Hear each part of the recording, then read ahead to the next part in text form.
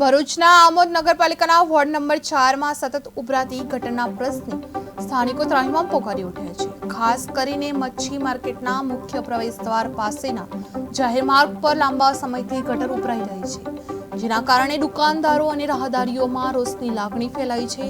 ગટરના દુર્ગંધ અને ગંદકીના કારણે બીમારીઓ ફેલાવાની આશંકા ઉદ્ભવી છે.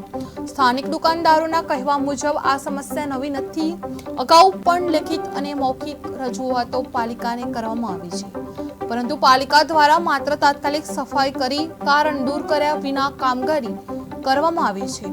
પરિણામે સમસ્યા ફરીથી ઊભી રહી છે. વિશેષ ધ્યાન માંગતી વાત એ છે કે આ રસ્તા ઉપર મંદિર, મસ્જિદ અને સ્કૂલ આવેલી છે, જ્યાંથી રોજ હજારો લોકો અને વિદ્યાર્થીઓ પસાર થઈ રહ્યા છે. પાણી, લાઇટ અને રસ્તાની જેમ ગટર જેવી પાયાની સુવિધામાં પણ આમોદ નગરપાલિકા નિષ્ફળ નીવડતા સ્થાનિકોમાં ભારે અસંતોષ જોવા મળી રહ્યો છે.